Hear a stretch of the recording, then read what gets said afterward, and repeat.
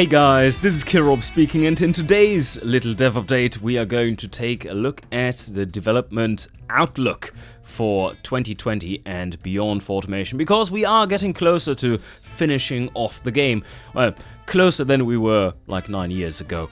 But in the new decade, and happy new decade by the way, we are going to kick it off with a first update, and that is the first big update that is coming, which is the first version of the light campaign V4. And before we go through slide by slide what the features are, before you knock yourself out with boredom, let me just give you the gist of it, so that you get the big picture first, and then we take a look at the details.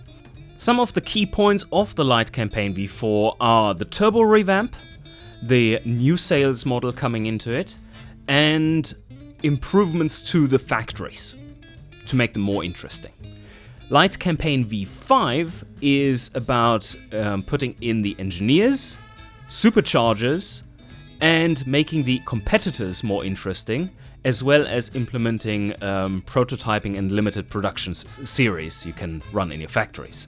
Beyond the light campaign V5, it will be the grand campaign, and the focus of the grand campaign, well, that is beyond 2020 of course, but yeah, we're going to leave that out till the end.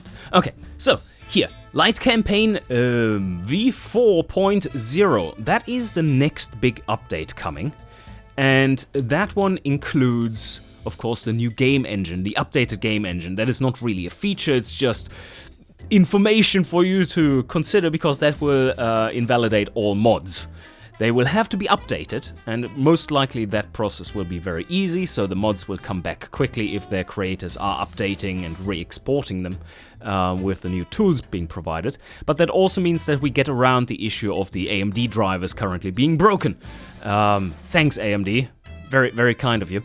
The actual features of this one are a little limited, but we want to get this update out pretty quickly because of the AMD driver issue and because of the engine upgrade. And that engine upgrade will also get rid of the, almost very high likelihood, will get rid of the many of the random crashes people are having, which is due to a deep inside the engine, the game engine, garbage collection bug. And in the new game engine version that we are going to switch to, that line of code where it crashes actually doesn't exist anymore. So yeah, hopefully that will solve a lot of crash issues. So overall, hopefully much improved stability, and the AMD driver thing out of the way, because the newer versions of UE4 don't have that issue anymore. And then some features, of course. A finances page in the campaign hub. Yay, we are a tycoon game. We actually have a finances page. Well, that's the goal at least. So yeah, that will come in handy for any tycoon player. Also, finally, putting in the factory hit points and degradation effects, so that you have factory building hit points, major tooling hit points, and minor tooling hit points, as well as production quality, the build quality of your cars, which will affect your reputation and prestige, company prestige. So that will be quite the game mechanic, and finally tie in all the remaining game mechanics that are planned for factories, like worker wages and all that good stuff. And then, also, because of that all being tied in, production batch recalls. Yes, we finally will have recalls in the game, as well as slowdown if your QA threshold is set pretty high and lots of cars are falling below that threshold. It will slow down production. So you will have to keep a much closer eye on your production, and it will feel a lot more like an actual tycoon without the nasty micromanagement though. So I think that will make the tycoon part feel proper tycoony at that point. Although still a little dry, but that is in future upgrades after the light campaign V4.0, the way we are addressing that. More about that, of course, later. Also, at that point, we want to implement all the factory add-ons and their functionality. That now makes sense, because there's there are all the other mechanics tied into it already. And now you ask, but when is this going to come out? That is the next big update. And that is the only rough date estimate I'm going to give you in this video. Because the rest, well, we've learned from our past 9 years of mistakes. we can't really tell how long it's going to take, but in general, that is what we are going to do, and that remains true. So, this Light Campaign V4.0 update we want to get out as quickly as possible, and probably going into open beta early February. So pretty soon. We want to get this out there. And yesterday, first day in office, we already, in the new year, we already implemented most of the factory hit point and degradation system. Pretty easy, all of that is already designed, it just needs to be implemented. The just is in air quotes, of course. So, let's move on. Light Campaign 4.0 is done, and 4.1 is right here on screen. The new sales model. I've talked about that many times. Currently, we're using something that is very simplified and thus giving somewhat wonky results in places. Of course, 4.1 will still give some wonky results, but that might be due to tweaks being required and so on. And the new sales model will solve a whole lot of issues. Right now, we're kind of faking market share, as in if you're making really competitive cars and your market awareness is high, you have a maximum slice of the market. And with the new sales model being in, we can simulate actual market shares versus your competitors and so on. That will also allow us to have more interesting dealership mechanics, where dealership network level determines the maximum number of cars you can shift in a country, but also has a limit on the maximum market share you can grab in that country. And whatever is larger will dictate what you can shift in that market. So let's say you have a tiny country and you dealership level number 2, level 2 can shift, let's say, 10,000 cars per month. That tiny country only has a market of, like, let's say, 50,000 cars a month in total for all demographics.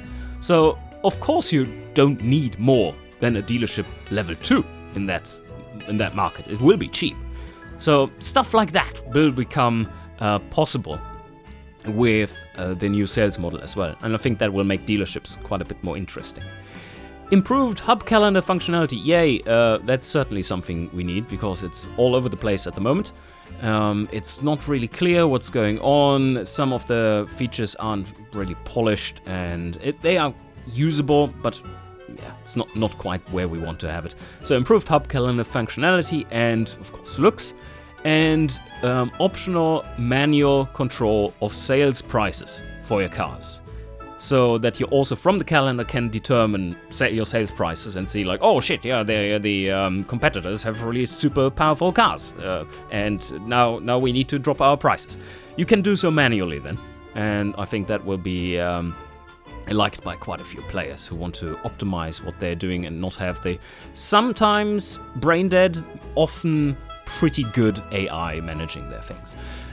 So then we go to Light Campaign V4.2, and that is the big turbo revamp. The turbo revamp is not coming with 4.0 or earlier because we need some time to get all this implemented, which mostly goes in parallel with the other developments going on. But this will be turbo revamp, so new turbo stuff like sequential turbos, lots of new turbo setups, and what more do we have? Engine visual customization, of course, yes. The turbo revamp, by the way, does not include superchargers. We're going to talk about those in Light Campaign V5. But yeah, engine visual customization is coming back at that point, and we do want to have it a bit more interesting than it was in the key engine, where you just could change the head cover and its style. And there were like 2 styles and 5 colors or whatever. It was not much of a choice. So we want to have some more options there for you to be able to visually customize your engines. And that will also be the point, because of the turbo revamp, it comes naturally, where we revise some of the old engine designer mechanics. ED stands for engine designer. So, for instance, we are going to implement family quality, so that your base engine you keep facelifting for 50 years has a base quality you can't change, and that is what you're relying on for the next decades. More intake options, and that comes with different resonances, so we're going to fill that list. Currently it's just standard, performance and race. Not very useful options, mostly between standard and performance, and everything that is a sports car that can be a bit louder gets a performance and everything else gets a standard, and race is only for sandbox basically. So that is something we want to change. That list will be full with reasonable options, and in the engine designer revamp discussion video, if you just search that on this channel, you will see a now canned, for Automation 1.0, canned engine designer revamp that basically remade all the calculations, but there were pretty interesting intakes in there, and all of those are going to come back, and we're going to put them in a simpler way that still makes them functional though. And they will have resonance frequencies at different points and different strengths depending on that, and different sizes, which all will affect fill factor, which was not a mechanic back in the day, but that is now possible to implement. So with the fill factor already being there, this should be pretty simple because it just ties into all our existing systems. Then changes to AFR, that will go away. AFR, not the option will go away, but it being called AFR, that will instead be a tuning range, so tuning it to be running more rich or more lean in general. And then you will see in the tooltip, just for the sake of fluff, which it currently really is, we're not actually putting in accurate ratios and calculating things. This is just fluff. It's just superficial. It gives you the veneer of complexity and realism. There's nothing behind it. It's just a slider that goes between 0 and 100 with some limits and thresholds and stuff, and that won't change. So it will become more user-friendly and still give you that info about AFR, like cruise air-to-fuel ratio and maximum AFR as well. So probably it will give you more information about real numbers, in air quotes, while playing more like a game in that sense, instead of like tuning the AFR slider. Changes to the compression progression. We do have some issues with older engines that can be tuned not nearly enough. It can't nearly enough have enough compression in them, and that's something I want to look into. But also we are planning on putting in, at that point, an improved system for choosing what fuel you're going to run on. So it will be split into not really the fuel type, but you can select an octane rating you want to label the engine as running with, as well as the choice of leaded versus unleaded, of course, remains. But the way it's working then is you can say, okay, this engine is going to run on 95, but I'm actually tuning it to 93, so that it runs still runs on 93. And that will give you a slight bonus to reliability, because fuel is not fuel. Like, it's not, all fuels of 95 aren't equal. They vary in octane rating and quality and whatnot. So that will improve your reliability, and if you go the other way, it will decrease reliability, and yeah, so there's some interesting mechanics we can work out there, and that comes with, of course, improved fuel quality progression in the campaign, because currently it's pretty awful. Like in the 60s, 70s, there was a real, or 50s to 70s basically, there was a real rise in fuel quality, and we want to get that into the game, because that really makes it interesting, where the regions dynamically got better and better access to fuel, quality fuels, and that changed engines drastically. So that will be a fun little thing to put in, and with the changed system of the fuel choice, that then makes perfect sense.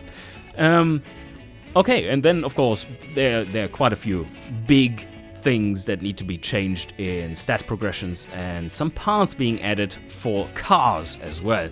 That would also be the place to do that. Added parts would be an early clutch type differential, and then what more? There would be a new all-wheel drive type, and lots of things that need to be fixed. For instance, towing is broken, and utility is a little weird, has weird progressions in it, and yeah, that kind of stuff. There's plenty of things to address with that. Okay, so that would sum up the Light Campaign V4. After that, we would say, okay, Light Campaign V4 done. Maybe Light Campaign 4.3 might be there if we just want to have a general run of polish, but that might just be patching after Light Campaign V4.2 and have an extended open beta in that, and then do all those tweaks there. But that is the next 3 big updates we've just talked about. Light Campaign V4.0, one big update. Point 1 is another one, and point 2 is then the next one after that. And we try to keep the development cycles for these not in the range where it sometimes has been, around 3 to 4 months, but rather 1 to 2 months between the big updates, so that you don't have to wait for new content that long. But now let's jump over to Light Campaign V5.0, and we're going to kick that one off with superchargers. But not only superchargers. It looks empty, this list, but man, that is a lot of work. So, superchargers are coming to the game, of course, as promised many years ago, and not only hinted at, but teased many years ago with some early models and so on in Key Engine. And they are coming and should tie into the turbo revamp in that sense. And there most likely will be some kind of twin charging as well, so that you have turbochargers as well as superchargers on the same engine.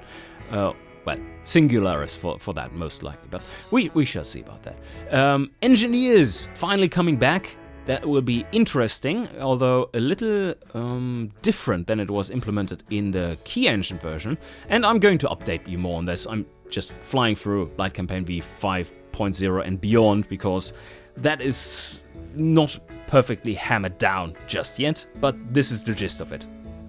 So the engineers will be working in project slots, so that you can't have like 500 engineering projects at the same time, because you are a massive billion-dollar company and you can just harvest all the familiarity, harvest the familiarity and make yourself overpowered as crazy.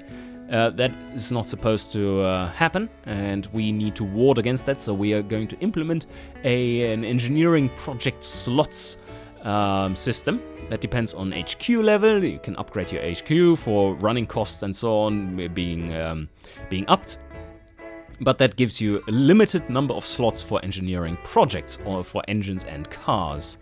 So that is 5.0. Let's look beyond that. 5.1, basically themed as make competitors feel more realistic and behave more realistic. So what we're going to do is that competitor cars are now actually being calculated to be produced in the correct factory sizes. And these competitors will get actual names, so they are companies, they are static in the world, or semi-static in the world. They are not actually, they're not fully simulated, not fully dynamic, but also not static. They do dynamically pick their cars, and according to their character. Right, yeah, that's also an important thing. And their country of origin.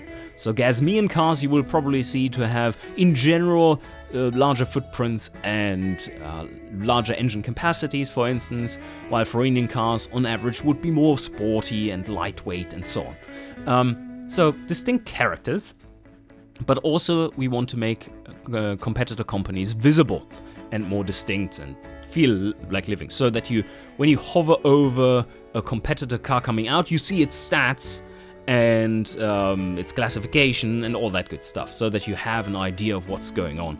Also, you should be seeing market shares for the different companies, so that you have proper competitors that you are trying to steal market share from.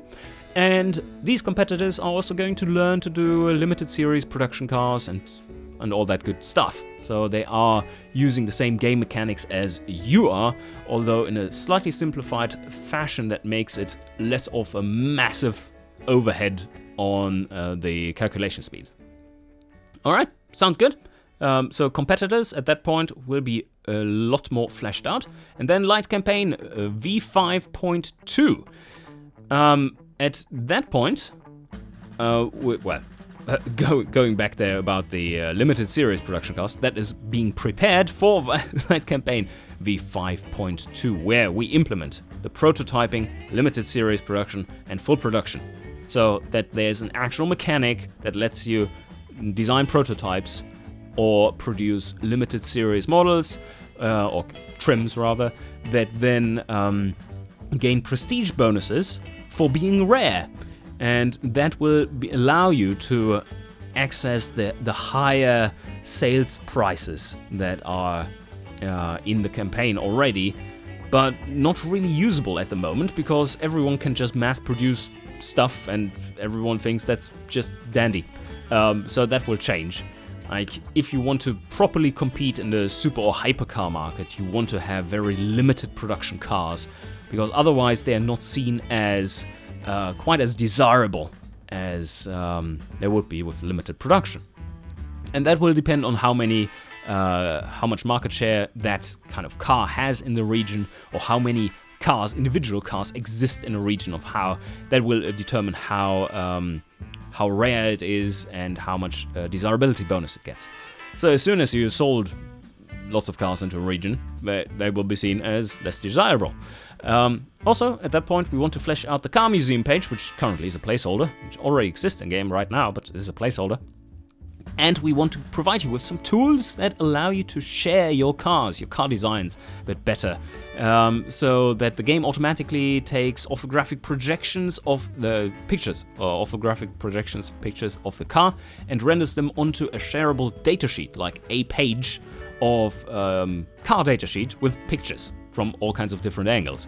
And also, what we are in dire need of is just get a general polishing of game sounds and musics and the music system, and to make the game feel better overall. It's something that not many, and I'm not talking about engine sounds, we have been working on them continuously. I'm talking about like actual game sounds, UI sounds, the music system, and that needs some love at this point. So that will be in Light Campaign V5.2, and that should wrap up Light Campaign V5. And then there's not that much left, so let's head over to Grand Campaign stuff. What is coming up there? This is, of course, very rough also, but these are some of the main points. There might be some other smaller ones, and that is general theme throughout. There most likely will be other smaller points on each of them, but this is the main thread through development. Multiplayer is of course coming to the Grand Campaign, as well as a Grand Campaign map with up to around 25 different regions, and we are going to try to model the world somewhat realistically, and give you more options for campaign setup, of course. At that point, it would be very wise to overhaul the tutorials and scenarios, because they are quite outdated, and at that point they will be not really playable anymore, I would assume. So yeah, engineering legacy system. What is that? I think I've showed it at some point. It is that you have up to 3 engineers that are your family engineering legacy, and those you take into campaigns, and you can upgrade them RPG-like by getting achievements and completing missions, or scenarios rather. So you grab points in those, and with those points you can up the skills of those engineers, which will follow you along during a campaign, retire, and the offspring will grow to be another engineer, which you also have defined as having certain skills and so on, so that you have a bit more of a kind of fluffy underlying engineering legacy mechanic in there, which I think tells a good story. Sandbox tech pool settings will be coming latest at that point. That is tied into the engineering legacy system itself. And a random event system that will hook into the recall stuff that we are building for the next update. That random event system will be such that you get presented with choices and the outcome is given to you already there with percentage estimates. So that you know what you're facing and it's no bullshit like, oh, a tsunami hit your factories, blah blah blah, and now you're am I allowed to swear? Now you're fucked. Exactly, yes. So, that is not fun.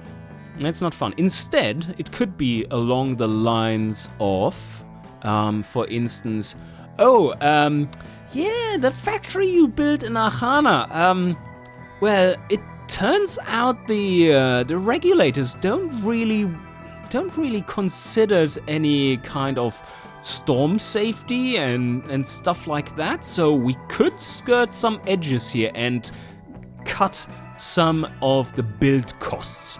Would you like to do that or not? And then you would consider like, okay, weather harshness in Ahana, yeah, maybe we don't want to do that, so maybe not cut the corners. And then, of course, if a storm happens, nothing happens, but you might get around it in other ways. Like, yeah, okay, let's skirt that edge, and no proper storm happens in many, many, many years, so you will be fine. More stuff like that, which is where the outcome is preloaded and you know about it, about your options, and then it's a matter of chance if that happens or not. But at least you know about it and you can mitigate the risks. And we don't want to have some bullshit system where, oh, it just happens out of the blue sky and you had no control over it. So that is, of course, just one little example for this, but in general, that is what we are aiming for random events. And then, of course, a lot of visual fluff stuff to add immersion to the game, because we don't want it to feel as dry as it currently does. So, I think that wraps us up pretty well. Of course, like I said, many little things in here are missing, and maybe I even missed some bigger things, but that is the gist of it. No time estimates are given whatsoever. We're going update by update, but this is the general direction we're going. And with that being said, sound off in the comments and hit that like button if you enjoy the continued process of automation development, even though it's a little slow. We're getting there. We're certainly getting there. Now we're even talking about grand campaign features. Alright, hope you enjoyed, and see you guys next time.